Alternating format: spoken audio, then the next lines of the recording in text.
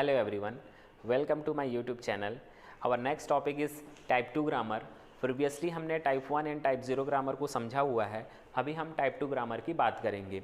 जैसा कि मैं आप लोग को बता चुका हूँ, टाइप 0 ग्रामर में हमने कोई भी रिस्ट्रिक्शन नहीं लगाया था। रिस्ट्रिक्शन फ्री ग्रामर होता है एक्चुअली टाइप 0 ग्रामर जो होता है, उसमें सम रिस्ट्रिक्शंस लगा के हमने टाइप 1 ग्रामर को समझा और उसके बाद हम टाइप 1 ग्रामर में कुछ रिस्ट्रिक्शन लगा के टाइप 2 ग्रामर बनाते हैं, जिसको अभी हम समझने वाले हैं। तो टाइप 2 ग्रामर को कॉन्टेक्स्ट फ्री ग्रामर के नाम से जाना जाता है।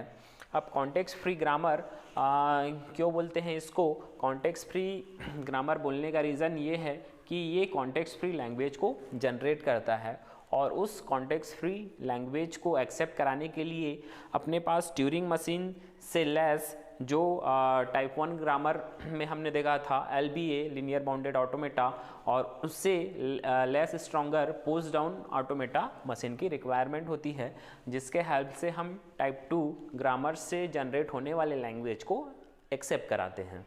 ठीक है, अब इसमें हम प्रोडक्शन के लिए क्या क्या रूल होते हैं या रिस्ट्रिक्शंस होते हैं उसको समझते हैं।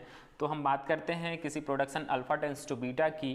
तो यहाँ पे देखिए अल्फ़ा एंड बीटा वैल्यू क्या बिलोंग कर रही है, where alpha belongs to VN।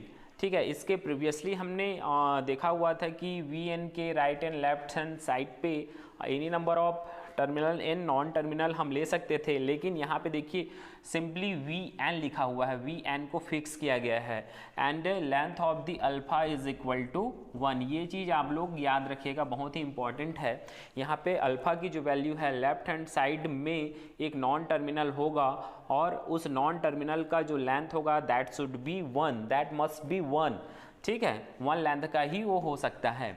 ठीक, तो पूरी तरीके से लेफ्ट हैंड साइड को रिस्ट्रिक्टेड कर दिया गया है। इससे ज़्यादा रिस्ट्रिक्शन लेफ्ट हैंड साइड पे हम लगा भी नहीं सकते हैं, क्योंकि अपने को पता है कि किसी भी ग्रामर में प्रोडक्शन बनाने के लिए कम से कम एक non terminal left hand side पे चाहिए।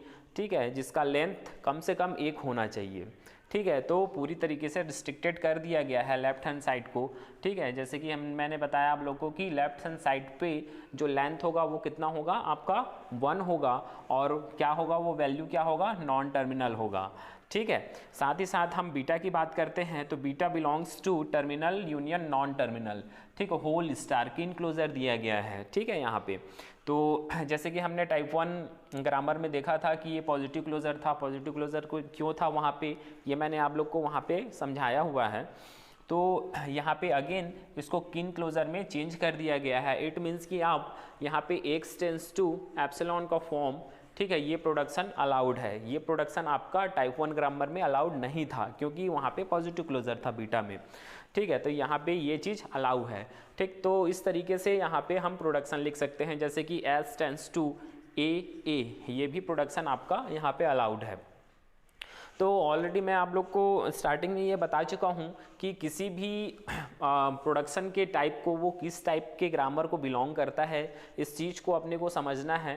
तो किस टाइप के रूल्स उस प्रोडक्शन में अप्लाई हैं, ठीक है, या कौन कौन से रूल लग रहे हैं, उसके हिसाब से हम देख के किसी भी प्रोडक्शन को आसानी से पहचान सकते हैं कि वो प्रोडक्शन कौन से ग्रामर को बिलोंग करता है। तो इस तरीके से इसको अपने को पहचानना होता है।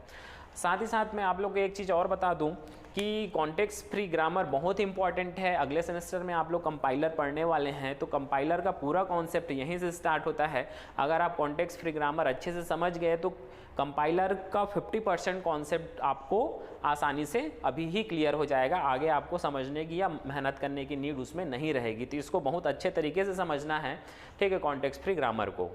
ठीक है, तो चलिए फिर नेक्स्ट लेक्चर में हम टाइप 3 ग्रामर की बात करते हैं और टाइप 3 ग्रामर को समझते हैं। Okay, thank you.